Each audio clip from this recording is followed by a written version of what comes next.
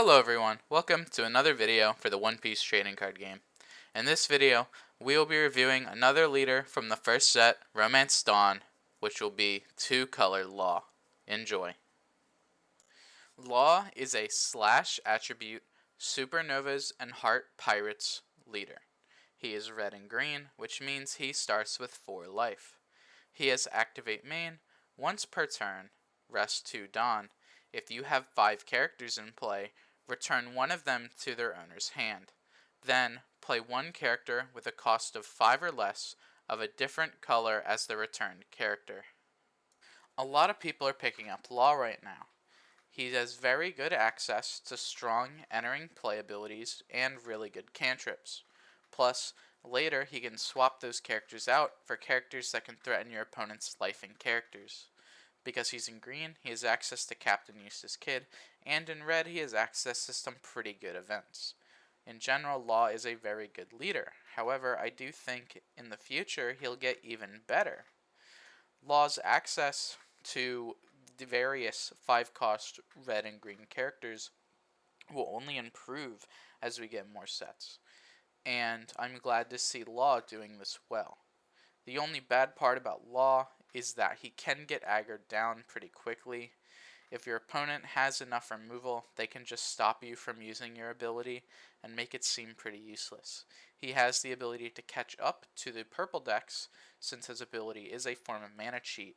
However, I'm not sure if those are going to be strong enough in the long run within the first set to be able to make Law one of the stronger leaders going forward.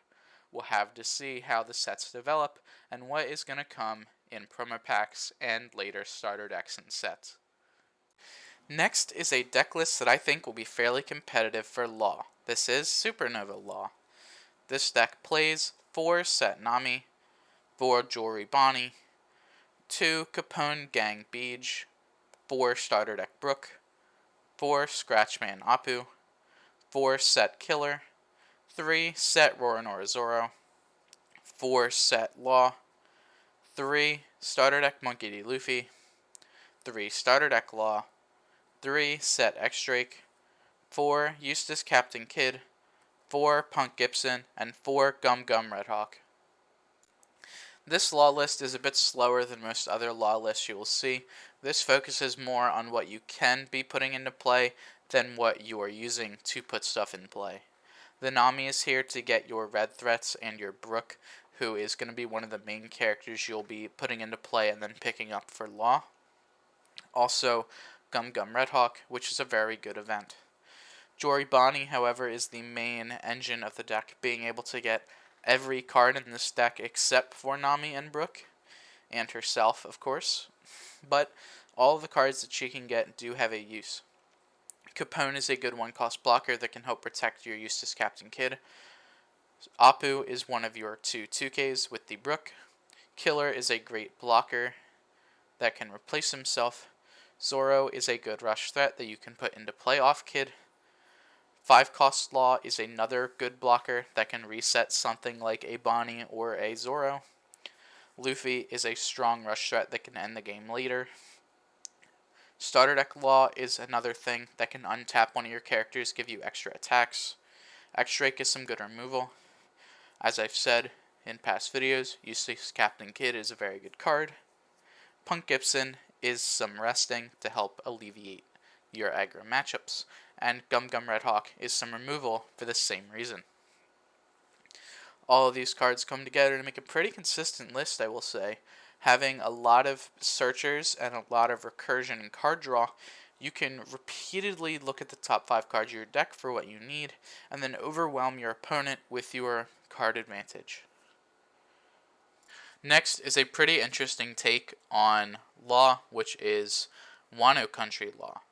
This list is 4 Otama, 4 Set Nami, 4 Kazuki Momonosuke, 4 Hyogoro, 4 Cat Viper, 4 Kawamatsu, 4 Aizo, 3 Set Roronoa Zoro, 4 Yamato, 3 Starter Deck Monkey D. Luffy, 4 Eustace Captain Kidd, 4 Radical Beam, and 4 Gum Gum Red Hawk.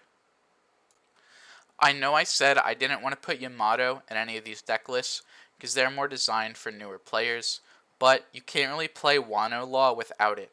This is your green threat that you're going to be putting in. There are other green threats. A card like 5 mana X Drake from the first set could be an option, however, it's not Wano Country, which means you can't get it off of Kazuki Momonosuke. Speaking of Kazuki Momonosuke, he is your main engine. Similar to how Bonnie is in the Supernova list, he is here to get all of your cards. Your red Wano countries are Otama and Hyogoro, and your green Wano countries are Cat Viper and Kawamatsu. You have some good amount of 2Ks in Aizo and Otama, and you have access to good entering effects and effects you don't mind leaving play, like Hyogoro and Cat Viper. The main threats in this deck come with Roronoa Zoro, Monkey D. Luffy, and Yamato. Zoro and Luffy are both rush threats that you can put in off of Law. Zoro is a bit less value, but Zoro is really good to play him, swing with him, and then pick him up and replace him with the Yamato. And he can also be put into play with Eustace Captain Kidd. Luffy is your main rush threat that you can bring out with your Law, picking up a Momonosuke after you used him, or a Kawamatsu or a Cat Viper.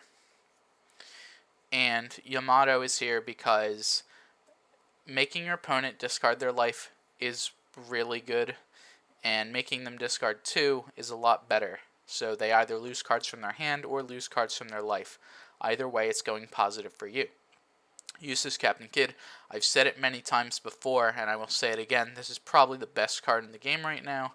His ability to protect your leader is so strong, and his ability to give you a lot of mana cheat every turn is also really good. We have 4 copies of Radical Beam and 4 copies of Gum Gum Red Hawk.